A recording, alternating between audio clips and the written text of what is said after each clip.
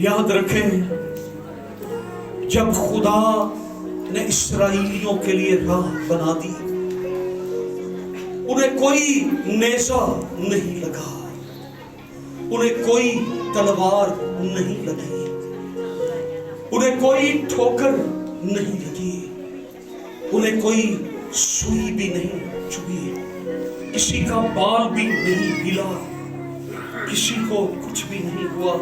खुदा ने अपने लोगों के लिए राह पैदा कर दी। आज हम डर किस बात से रहे? हम आगे क्यों नहीं बढ़ रहे? हमें किस बात का डर है?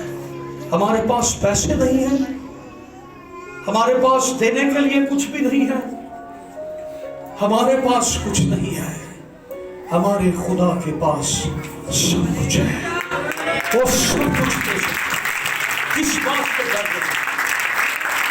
इस्राएलियों के पास बेचे नहीं थे, करेने नहीं थी, हथौड़े नहीं थे, कुछ भी नहीं था, कोई औजार उनके पास नहीं थे कि वो राह खोद कर बना लेते। आपका खुदा सारे कामों की महारत रखता है। देखो, मैं एक नया काम करूंगा। हालेलुया। आप किसी भी जिंदगी के एरिया में स्टक हैं, मुसीबतों में हैं, परेशानियों में हैं, याद रखें, आपका खुदा सारे मसाइल में से आपको निकाल सकता है। वो आज भी बुलाता है, बहुत से दबे हुए लोगों, सब मेरे पास आओ, मैं तुम्हें आराम दूंगा। अपनी लाठी उठाकर हुक्म दे। वो पानी इस्राएलियों के लिए राह बन गया और मिस्रियों के लिए मौत बन गया। हालेलुया। आज एक बड़ा चैलेंज हमारे सामने है। हालेलुया। कोरोना की वैक्सीन ढूंढते फिरते हैं। वैक्सीन, जब कोरोना आया, खादम भी, लोग भी, दुनिया पूरी घरों में छुप गए। खुदा ने मूसा को यह नहीं कहा कुंडी लगाकर अंदर चला जा, और जब मैं समुद्र को 2 टुकड़े कर लूंगा भाग कर बाहर आ जाना। खुदा ने कहा खड़ा हो जा, समुद्र पे खड़ा हो, अपनी आंखों से देख ले। मैं कुंडियां लगवा के काम करने वाला, वैक्सीन बनाने वाला खुदा नहीं हूं। कोरोना की वैक्सीन आज से 2000 साल से पहले भी मौजूद थी। हालेलुया। 2021 साल हो गए हैं। गलगत्ता के मुकाम पर कोरोना की वैक्सीन यीशु के खून की कुदरत से चल गई। आज ईमान के साथ तो यीशु के वक्त हो जाएगा। दुनिया की कोई वबा तेरे पैमाने आमीन। वो आपके लिए राह बनाएगा, जिसने कहा राह, हक और जिंदगी। राह, हक और जिंदगी। आपकी राह कौन है? यीशु मसीह। आमीन। आपके हालात को शिकस्त कौन देगा? यीशु मसीह। आपकी बीमारी को शिकस्त कौन देगा? यीशु मसीह। हालेलुया। उसका कलाम हर धारी तलवार से ज्यादा तेज और मौसम है, जो बंद और गूदे में से होकर गुजर जाता है और दिल के ख्यालों को जांचता है। आमीन। आज गूंज जाए। जब कोरोना था उस वक्त भी पाकिस्तान की गलियां गूंज जाती। ऐ यहोवा कुदरत वाले, उठते अपना हाथ। यीशु के लहू की मरहम हर रोग की शिफा है। हालेलुया। Praise Jesus. आमीन। एक और वाकया बाइबल के अंदर, बड़ा हैरान कुन वाकया, बड़ी परेशान कुन सूरत हाल बन गई।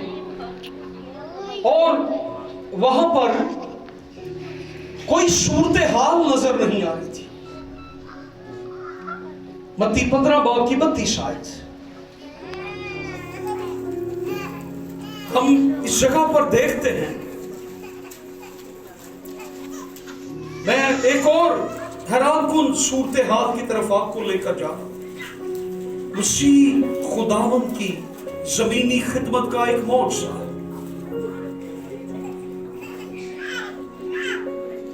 मसीह ने 4000 लोगों को खाना खिलाया। मसीह को उन पर बड़ा तरस आया। लिखा है, और यीशु ने अपने शागिर्दों को पास बुलाकर कहा, मुझे इस भीड़ पर तरस आता है, क्योंकि ये लोग 3 दिन से बराबर मेरे साथ हैं और इनके पास खाने को कुछ नहीं, और मैं इनको भूखा रुखसत नहीं करना चाहता। कहीं ऐसा ना हो कि राह में थक कर रह जाएं। कितने दिन मसीह के साथ थे ये? गौर करें जरा, कलाम सुने, कलाम को समझे। कितने दिनों से साथ थे? 3 दिनों से लगातार दिन रात मसीह के साथ साथ। हम तो हफ्ते की रात को ड्यूटियां लगा देते हैं। तूने सुबह उस काम पे जाना है, तूने उस काम पे जाना है, और बच्चों को हम चर्च भेज देंगे। होना तो ये चाहिए कि हम हफ्ते की रात को ड्यूटी ये लगाए कि घर पे ताला मार के हमने चर्च में जाना है। आज हमने अपनी दुआया जिंदगी छोड़ दी है अपनी दुकान की खातिर। हमने अपना चर्च छोड़ दिया है अपनी दिहाड़ी की खातिर। हमें अपने बिजनेस की वजह से ना दुआ याद रही, ना खुदा याद रहा। हमें बस पैसा कमाना, सब कुछ करके यहां पर क्या है? 3 दिन मसीह के साथ, और कितने लोगों को खाना खिलाया है? यहां पर लिखा 4000 लोग। कितने लोग हैं? 4000। कितने लोगों को यीशु ने खाना खिलाया है? कितने दिन से साथ हैं? आप यीशु की हजूरी में आए हैं, उसको आपकी फिक्र है। आपके बच्चों ने कहां से खाना है? यीशु को फिक्र है। यीशु को फिक्र है। यीशु को उन पर तरस आया। यीशु ने कहा, इन्हें खाने को दो। चर्च को अवलियत दे। सारा खानदान चर्च में आए। यीशु ने 4000 लोगों को भूखा नहीं मरने दिया। यीशु आपको भी भूखा मरने नहीं देगा। वो आपकी भी फिक्र करता है। आप अपना वक्त उसको दें। हमारे पास बहुत बहाने हैं। चर्च नहीं आए, फलां काम हो गया था, फलां वजह हो गई थी। यीशु आपकी फिक्र करता है।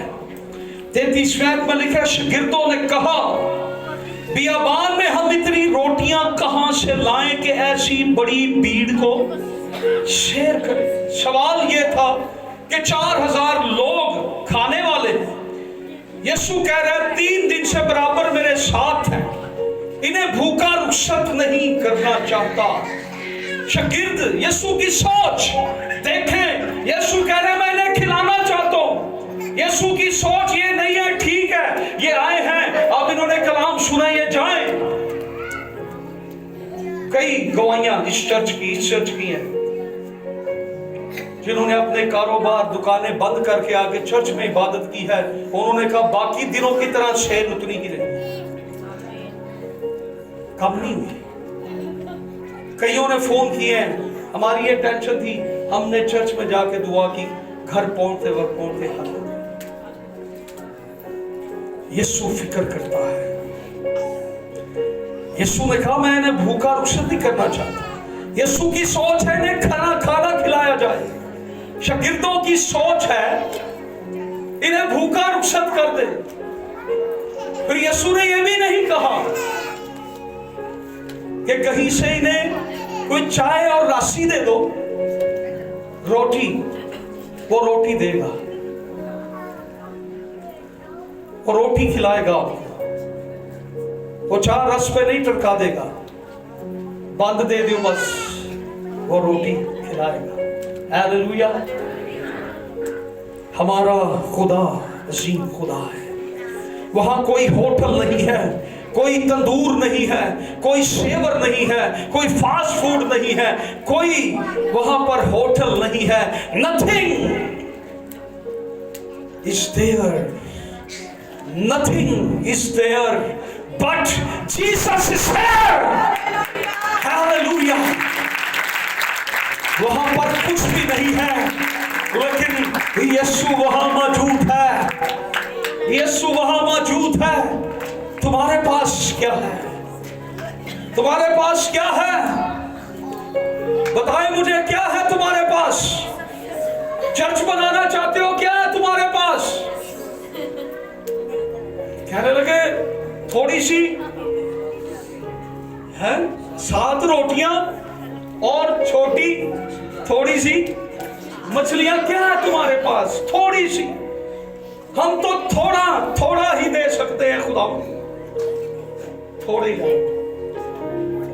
आपका थोड़ा भी जब यीशु के हाथों में आ जाएगा, आपकी थोड़ी मछलियां, छोटी मछलियां जब यीशु के हाथों में आ जाएंगी, हालेलुया, आप नहीं जानते उसके बाद कितना बड़ा जलाल जाहिर होगा। चर्च बिल्डिंग बनने के बाद कितने गुनहगारों ने वहां पर निजात पानी है, ये हमें नहीं पता कि आमदे शादी के बाद भी जब कलीसिया उठा ली जाएगी तो हमारा चर्च मौजूद होगा और लोग उस चर्च की तरफ रुख करके वहां पर तौबा करेंगे, वो यीशु को ढूंढेंगे, वो यीशु को तलाश करेंगे। यहाँ पर कलाम सुनाया जाता था, यहाँ पर खुदा उतरता था, वो खुदा को ढूंढेंगे। कितना बड़ा जलाल जाहिर होगा, कितने नौजवान बदल जाएंगे, कितने गुनाहगार निजात पा जाएंगे। उन्होंने कहा थोड़ी सी मछलियां हैं, 7 रोटियां, यीशु तुझे भूखा नहीं जाने देगा। Nothing is there but Jesus is there। यीशु मसीह सारे खजानों का मालिक वहां मौजूद है।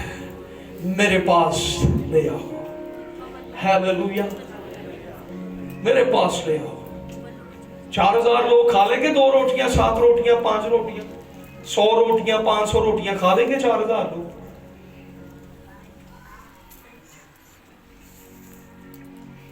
उस वक्त भी बंदे 3-3 रोटियां खा जाते हैं, 5-5 रोटियां खाते हो, मच्छियां बड़ियां खाते हो। हालेलुया। मेरे पास ले आओ, जो थोड़ा तेरे पास, तेरियां 2 दमड़ियां भी उसे कबूल है। हालेलुया। मेरे घर पे एक शख्स आया, कहने लगा आप चर्च बनाने जा रहे हैं, क्या आपने रकम डिसाइड की कि सबको लगाएं कलीसिया? मैंने कहा 1 रुपए के सिक्के से लेकर 1 करोड़ रुपए तक, मिलियन बिलियन डॉलर्स तक, कोई जितना भी दे दे, आपका 1 रुपया भी हमें कबूल है। वो 1 रुपए को भी करोड़ों रुपए में बदलने की कुदरत मेरा यीशु रखता है। Hallelujah, hallelujah. जिसका घर हम बनाने जा रहे हैं वो बदल देगा, उस 1 रुपए को भी बदल देगा। यहाँ पर थोड़ी सी रोटियां हैं और मछलियां हैं, और यीशु ने कहा लाओ, और उन्हें अपने हाथों में लेकर उसने बरकत दी, और वो 4000 लोग खाना खाते रुखसत हो गए। हालेलुया। जहां पर कोई राह नहीं है, मेरा यीशु राह बनानी चाहिए। आमीन, आमीन। आज काफी जिंदगियों के अंदर जो तूफान है, मैं मैसेज को शॉर्ट करने जा रहा हूं। Hallelujah, Jesus. गिनती 21वें बाब में एक और सवाल किया गया है। बनी इस्राइल मुल्क मिस्र से निकलने के बाद बियाबान में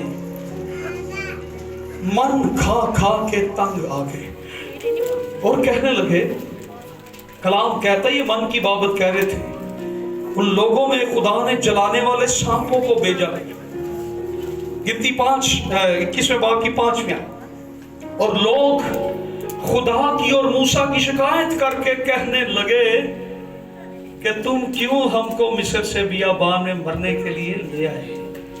यहां तो ना रोटी है और ना पानी, और हमारा जी इस नकमी खुराक से, ये फरिश्तों की खुराक खाते थे और कहते हैं इस नकमी खुराक से हम तंग पड़ गए खा खा। खुदा ने उनमें सांपों को भेजा।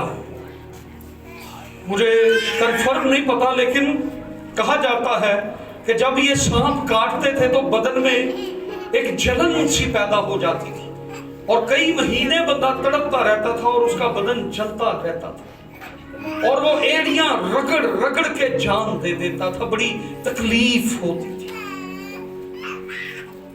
उन्होंने लोगों को काटा और बहुत से इस्राएली मर गए। अब इस सूरत हाल की बाबत हमने देखना है।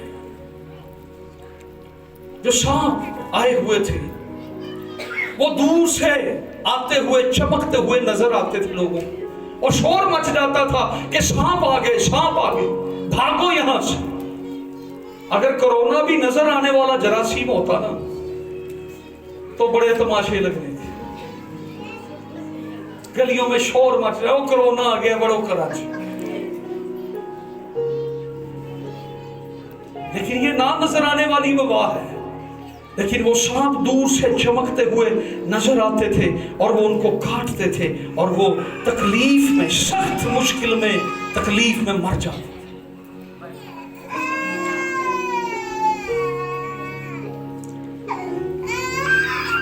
हमारे बहुत सी मिशनें हैं। एक मिशन ऐसी मिशन भी है, जब किसी को सांप काट ले तो उनके पास मनके होते हैं, वो उसमें मनके लगाते हैं। मन का मिशन। सांप का डसा हुआ तो फिर खुदा से कहने लगे, हमारी जान बचा। अब कोई रास्ता नहीं है कि हम बच जाए, हम मर जाएंगे। खुदा ने मूसा से कहा, एक बलि बना, सीधी बलि, उस पर एक पीतल का सांप लटका दे और जो कोई उसकी तरफ देखेगा वो शिफा पा जाएगा। आमीन। और हुआ क्या? ये अदालत को जाहिर करता है। सांप बलि पर है, अदालत को जाहिर करता है, और जब वो आकर उस सांप को देखते थे तो वो शिफा पा जाते थे। आज भी जब हम चर्च में कहते हैं ना, खड़े हो जाए जो बीमार है, तो खड़े हो जाएगा। हम कहते हैं ना, बीमार जो है वो चर्च में आए, वो ठीक हो जाएंगे, वो आ जाए, ठीक हो जाए। हम कहते हैं शिफा देनी खुदा ने तो बैठिया भी दे सकता है। पादरी साहब बखरा सानू बांदर बना के मेरे खलो जो बह जो। जब कहा जाता है फर्मा बरदारी करें, ये फर्मा बरदारी की रात है। जब वो आते उसको देखते और शिफा पाके चले जाते। और किसी को याद है यूहन्ना 3 बाब की 16वीं आयत और जरा 14वीं आयत, 14वीं आयत यूहन्ना 3 बाब, क्या लिखा है? इसी सांप का जिक्र वहां पर था। यीशु मसीह इसी सांप का जिक्र कर रहे थे।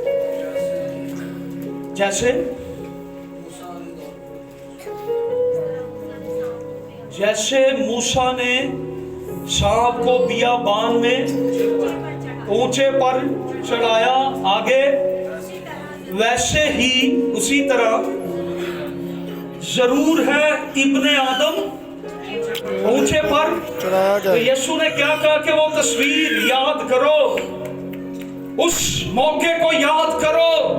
जो कोई उस पर निगाह करता था वो शिफा पा जाता था। एक वक्त वो आएगा, जो कोई मेरी सलीब को देखेगा वो निजात पा जाएगा। यीशु मसीह ने निजात की राह इंसान को दे दी है। इंसान गुनाह से मर रहा था, हलाक हो रहा था, कोई राह नहीं है बचने की।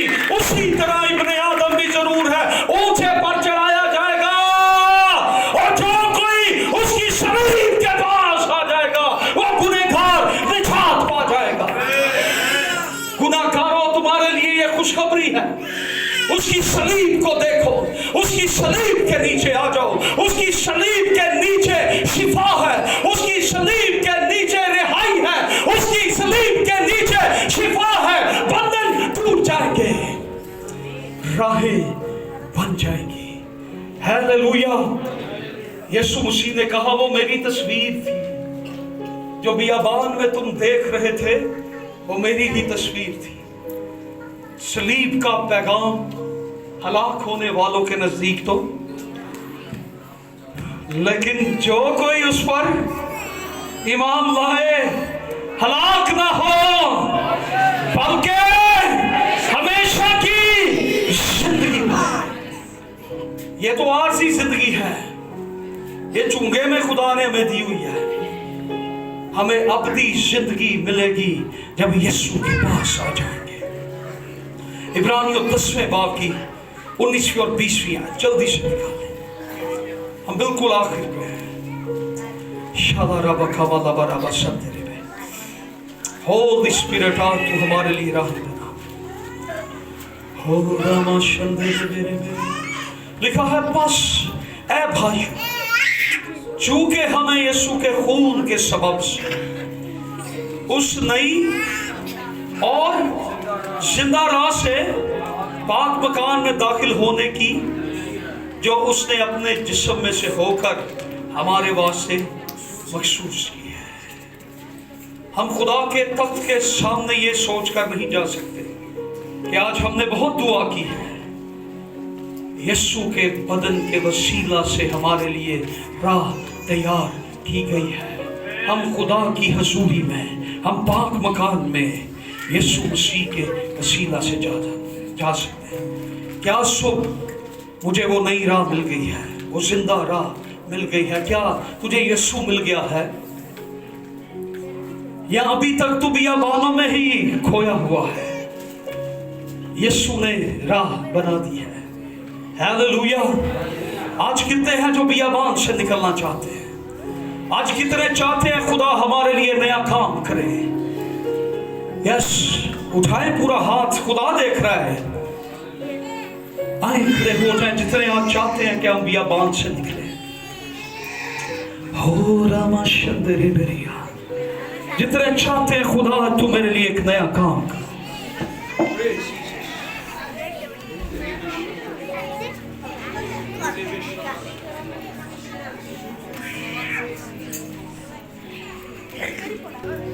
आज खुदा आपसे ये फरमा रहा है, वो आपके लिए बियाबान में राह तैयार करेगा। राबा शंदा राबा। आइए दुआ करना शुरू करें।